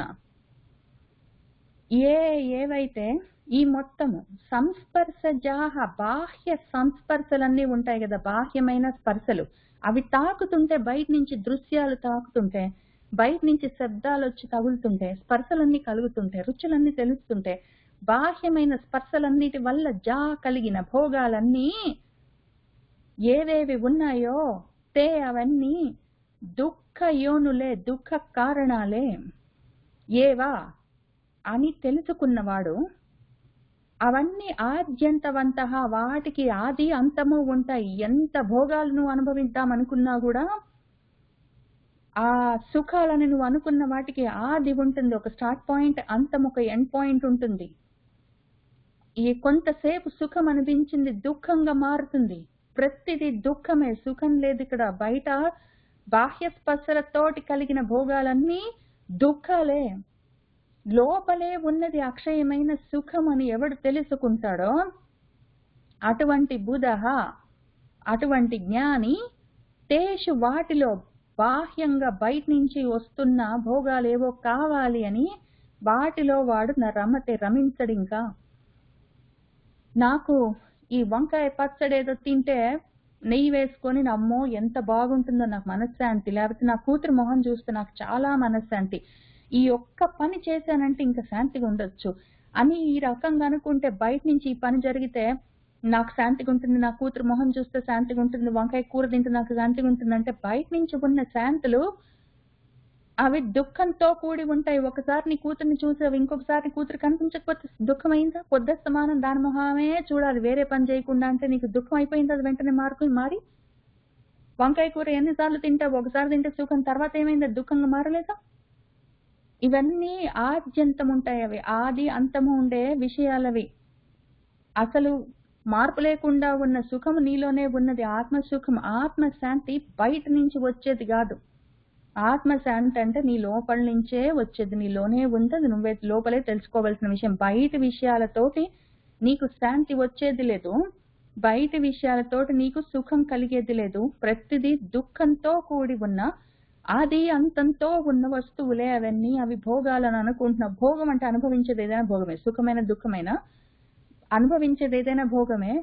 end points, start points ఉంటాయి, దుఃఖంగా కూడా మారుతూ ఉంటాయి, సుఖంగా మారుతూ ఉంటాయి, అది మార్పులతో ఉంటాయి. అవన్నీ బయట నుంచి వచ్చేవి, నీ లోపలే ఉన్న అక్షయమైన సుఖాన్ని చూసుకో. ఏ హి సంస్పర్శజాః భోగాః దుఃఖయోనయః ఏవ తే ఆద్యంతవంతః కౌంతేయ నతేషు రమతే బుధః. శక్నోతి ఇహ ఏవ యః సోఢుం ప్రాక్ శరీర విమోక్షణ కామక్రోధోద్భవం వేగం సహయుక్తః సహ సుఖీ నరః.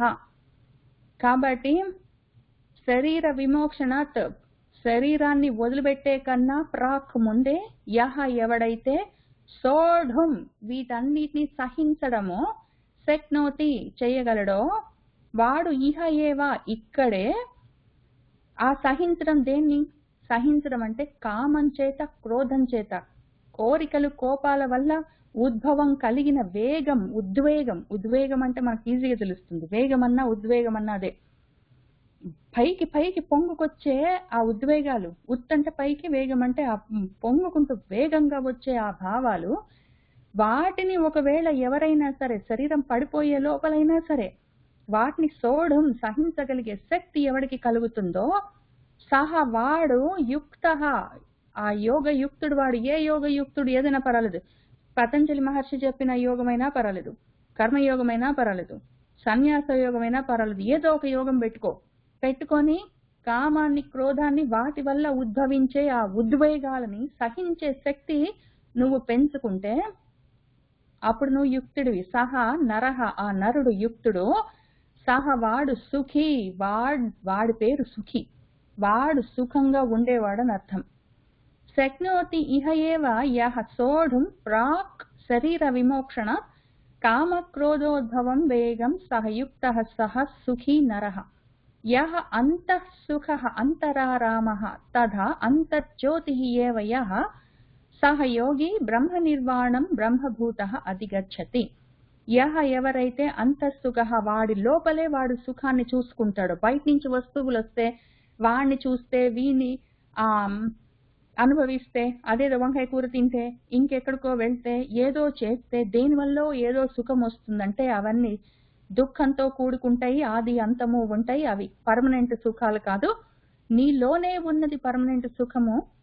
ఆ అంతఃసుఖాన్ని, నీలోనే ఉన్న సుఖాన్ని ఎవరు చూసుకోగలరో, అంతరారామ వాడిలోనే వాడు ఆరామము, విరామ స్థానము, వాడి శాంతి స్థానము లోపలే అని వాడు అనుకుంటాడో, తథా అట్లానే అంతర్జ్యోతి లోపలే జ్యోతిలాగా వెలిగిపోతూ ఉంటాడో, జ్ఞాన జ్యోతిగా. ఆ రకంగా యహ ఎవడుంటాడో సహ వాడు యోగి, వాడి పేరు యోగి.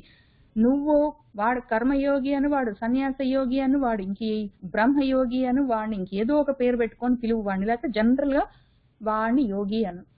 ఏదైనా సరే వాడు యోగి. ఎవరు లోపలే సుఖాన్ని అనుభవించేవాడు, లోపలే విశ్రమించేవాడు, బయట తిరిగేవాడు కాదు. మనసంతా బయట తిరుగుతూ ఉన్నది కాదు, లోపల ఉన్నది. లోపల ఉన్న అంతర్జ్యోతిని, స్వయం జ్యోతిని ఎవరు చూసుకోగలరో వాడు బ్రహ్మభూత, బ్రాహ్మీభూత స్థితిలో ఉన్నవాడు. వాడు బ్రహ్మ నిర్వాణాన్ని అధిగచ్చతి, వాడు పొందుతాడు, గ్యారంటీ. యహ అంతఃసుఖః అంతరారామః తథా అంతర్జ్యోతి ఏవ యః సహ యోగి బ్రహ్మ నిర్వాణం బ్రహ్మభూతః అధిగచ్చతి. లభంతే బ్రహ్మ నిర్వాణం ఋషయః క్షీణకల్మషాః ఛిన్నద్వైదా యతాత్మానః సర్వభూతహితే రసాః కామక్రోధ వియుక్తానాం యతీనాం యతచేతసాం అభితః బ్రహ్మ నిర్వాణం వర్తతే విదితాత్మనాం. అయితే ఈ బ్రహ్మ నిర్వాణం అంటే ఏమి? బ్రహ్మ నిర్వాణాన్ని వాడు గ్యారంటీగా అధిగచ్చతి, పొందుతాడంటే బ్రహ్మ నిర్వాణం అంటే ఏంటి? బ్రహ్మ నిర్వాణం అంటే ఎవరైతే సర్వభూత హితే రహతాః, సర్వభూతాల యందు వాటికి హితం కలగాలన్న కోరికతో ఉన్న వాళ్ళు ఉంటారో, యత ఆత్మానః వాడి ఆత్మను, వాడి మనసు బుద్ధి ఇంద్రియాలని, మనోబుద్ధేంద్రియాలని యతము వాడు కంట్రోల్ చేసుకున్న యతి అయి ఉంటాడో, వాడు ద్వైతాలు, సంశయాలన్నిటిని చిన్న భిన్నం చేసుకున్నవాడై ఉంటాడో, కల్మషాలన్నిటిని క్షీణము నశింప చేసుకున్నవాడై ఉంటాడో, అటువంటి ఋషులు బ్రహ్మ నిర్వాణాన్ని లభంతే పొందుతారు. లభంతే బ్రహ్మ నిర్వాణం ఋషయః క్షీణకల్మషాః ఛిన్నద్వైదాః యతాత్మానః సర్వభూతహితే రతాః కామక్రోధ వియుక్తానాం యతీనాం యతచేతసాం అభితః బ్రహ్మ నిర్వాణం వర్తతే విదితాత్మనాం. ఈ బ్రహ్మ నిర్వాణం పొందుతాడంటే సరే పొందుతాడు, కానీ అది అసలు ఎక్కడుంది అంటే పట్టు చెప్తాను. కామాలని, క్రోధాలను ఎవరు వదిలిపెట్టాడో, కామక్రోధ వియుక్తుడు, యతి మనస్సును, బుద్ధిని, ఇంద్రియాలను కంట్రోల్లో ఉంచుకున్నాడో యమనియమాదులతో, యత చేతస మనసును కూడా కంట్రోల్లో ఉంచుకున్నాడో, అటువంటి విదిత ఆత్మనాం ఆత్మని తెలుసుకున్న వాళ్ళై ఉంటారు. మనసుని, బుద్ధిని, ఇంద్రియాలని వాటిని కంట్రోల్లో ఉంచుకొని కోపాలని, కోరికల్ని వదిలిపెట్టిన వాళ్ళు సమస్థితిలో ఉంటారు. అప్పుడు వాళ్ళ బుద్ధి స్థిరంగా ఉంటుంది. స్థిరంగా బుద్ధి ఉన్న వాడికి జ్ఞానం కలుగుతుంది, ఆత్మజ్ఞానము. అటువంటి వాళ్లకు బ్రహ్మ నిర్వాణం అన్నది అభిత ఎక్కడ పడితే అక్కడ వాడి చుట్టూ ఉంటుంది. అంతటా అభిత అంతటా వర్తతే ప్రవర్తిస్తూ ఉంటుంది. ఎక్కడ పడితే అక్కడ ఉంటుంది. బ్రహ్మ నిర్వాణం కోసం వాడు సపరేట్గా వెళ్ళేది ఏం లేదు, ఎక్కడ పడితే అక్కడ ఉంటుంది. కామక్రోధ వియుక్తనాన్ని చేయాలి. కామాల్ని, క్రోధాలని వదిలిపెట్టాలి, ఆశల్ని వదిలిపెట్టాలి. మనసేంద్రియాలను, మనోబుద్ధేంద్రియాలన్నిటినీ కంట్రోల్లో పెట్టుకోవాలి. మనసును, దేహాన్ని, బుద్ధిని, ఇంద్రియాలను కంట్రోల్లో పెట్టుకోవాలి. కోరికల్ని, కోపాలని కంట్రోల్ చేసుకోవాలి, వదిలిపెట్టాలి. ఆ రకంగా ఉన్నవాడికి బ్రహ్మ నిర్వాణం ఎక్కడ పడితే అక్కడ ఉంటుంది. అభిత వర్తతే, అది వాడు కొత్తగా వెళ్ళి తెచ్చుకునేది లేదు. కామక్రోధ వియుక్తానాం యతీనాం యతచేతసాం అభిత బ్రహ్మ నిర్వాణం వర్తతే విదితాత్మనాం. స్పర్శాన్ కృత్వా బహిః బాహ్యాన్ చక్షుః చ ఏవ అంతరే భ్రువోః ప్రాణాపానౌ సమౌ కృత్వా నాసాభ్యంతరచారిణౌ యతేంద్రియ మనోబుద్ధిః మునిః మోక్షపరాయణః విగతేచ్ఛా భయ క్రోధః యః సదా ముక్తః ఏవ సః. బహిః బయటి నుంచి కలిగే సంస్పర్శలు ఏవైనా ఉంటే వాటిని బయటే కృత్వా వదిలిపెట్టి, బాహ్యంగా బయట నుంచి కలుగుతున్న స్పర్శలన్నిటిని, బాహ్యంగా ఉన్న విషయాలు, దృశ్యాలు నన్ను తాకుతున్నాయి, స్పృశిస్తున్నాయి, శబ్దాలు నన్ను బయట, శబ్దాలన్నీ నన్ను స్పృశిస్తున్నాయి, గాలులన్నీ వీస్తున్నాయి, అటువంటివి ఏవైనా ఉంటాయి, వాటిని బహిః కృత్వా బయటే ఉంచేయి. బయట విషయాల్ని బయటే ఉంచేసి నీ చక్షుః కళ్ళను భ్రువోః అంతరే నీ భ్రుకుటి మధ్యలో కృత్వా ఉంచి ప్రాణవాయువులను అపానవాయువులను సమౌ కృత్వా సమంగా నిలిపి నాసాభ్యంతరచారిణౌ వాటిని ముక్కులోనే, నీ ముక్కులో వస్తూ పోతూ ఉన్న ప్రాణాపానాల్ని సమంగా ఉంచి నాసిక మధ్యలో అక్కడే నీ ఆ చూపును నిలిపి ఆ భ్రుకుటి మధ్యలో వాయువులను కూడా అక్కడే నియంత్రించి ఇంద్రియాలను, జ్ఞానేంద్రియ కర్మేంద్రియాలను, మనసును, బుద్ధిని కంట్రోల్ చేసి యత ఇంద్రియ మనోబుద్ధి అయి ఉండి మునిహి మళ్ళీ మౌనంగా ఉండాలి. ఊరికే వాగుతూ ఉండొద్దు, ఒకవేళ మాట్లాడవలసి వస్తే పర్వాలేదు, మనసు కదలొద్దు ఆశలతో. అటువంటి వాడు ముని. ఎందుకు ఆ విధంగా ఉంటాడు? మోక్షం కావాలన్న కోరికతో ఉంటాడు వాడు, మోక్షపరాయణుడు. అదే పరాయణం వాడికి, ఇంకా అదే ఫైనల్ అల్టిమేట్ రెస్టింగ్ ప్లేస్, ఇంకా వేరేది అవసరం లేదు, అది కావాలి అని అనుకున్నవాడు. విగత ఇచ్ఛ భయ క్రోధం. ఇచ్ఛ అంటే కోరిక, భయము వస్తుందో రాదో అని కోరుకున్న కోరిక, రాలేదన్న కోపము, వీటన్నిటినీ విగతం లేకుండా చేసుకున్నవాడు యహ ఎవరైతే ఉన్నారో సహవాడు సదా ఎల్లప్పుడూ ముక్తః ఏవ, వాడు కొత్తగా ముక్తిని, మోక్షాన్ని సాధించేది లేదు. వాడు ఎప్పుడూ సదా ముక్తితో ఉన్నవాడే. ఎవరు బయట ఉన్న బయట ఉన్న స్పర్శలను బహిః కృత్వా బయటే ఉంచేసి, బయట విషయాలను బయట ఉంచి వాడి చూపుని మాత్రం వాడి భ్రుకుటి మధ్యలో ఉంచి ప్రాణాపాన వాయువులను సమంగా ఉంచి నాసాభ్యంతరచారిణిగా ఆ వాయువులను ఉంచి ఇంద్రియ మనోబుద్ధులను నియమించి మౌనంగా మనసు కోరికలతోటి తల్లడిల్లకుండా ఉంచి మోక్షం కావాలనుకొని దాని గురించే ఆలోచిస్తూ అదే తత్పరతతో ఉండి అదే కావాలని కోరుకుని కోరికలను, భయాలను, కోపాలను వదిలిపెట్టిన వాడు ఎవడుంటాడో వాడు ఎప్పుడు ముక్తితోటే ఉంటాడు. కొత్తగా వాడు సాధించేది ఏం లేదు. అటువంటి వాడికి ఎక్కడ పడితే అక్కడ బ్రహ్మ నిర్వాణం ఉంటుంది. బ్రహ్మ నిర్వాణాన్ని కొత్తగా సాధించేది లేదు. కాబట్టి ముక్తి, మోక్షము, బ్రహ్మ నిర్వాణము అక్కడే ఉంటాయి వాడికి. వాడు ఎప్పుడూ ముక్తుడే, వాడికి అంతటా బ్రహ్మ నిర్వాణమే. స్పర్శాన్ కృత్వా బహిః బాహ్యాం చక్షుః చ ఏవ అంతరే భ్రువోః ప్రాణాపానౌ సమౌ కృత్వా నాసాభ్యంతరచారిణం యతేంద్రియ మనోబుద్ధిః మునిః మోక్షపరాయణః విగత ఇచ్ఛా భయ క్రోధః యః సదా ముక్తః ఏవ సః భోక్తారం యజ్ఞ తపసాం సర్వలోక మహేశ్వరం సుహృదం సర్వభూతానాం జ్ఞాత్వా మాం శాంతిం రుచ్ఛతి. యజ్ఞ తపసాం భోక్తారం, యజ్ఞాలను తపస్సులను వాటికి భోక్తనైన వాణ్ణి, సర్వలోక మహేశ్వరం, సర్వలోకాలకు మహేశ్వరునైన వాణ్ణి, సర్వభూతానాం సుహృదం, సర్వభూతాలకు సుహృత్తుగా ఉన్నవాణ్ణి అని మాం నన్ను ఎవరైతే జ్ఞాత్వా తెలుసుకుంటారో వాడు శాంతిం రుచ్ఛతి, పరమశాంతిని పొందుతాడు. భోక్తారం యజ్ఞ తపసాం సర్వలోక మహేశ్వరం సుహృదం సర్వభూతానాం జ్ఞాత్వా మాం శాంతిం రుచ్ఛతి.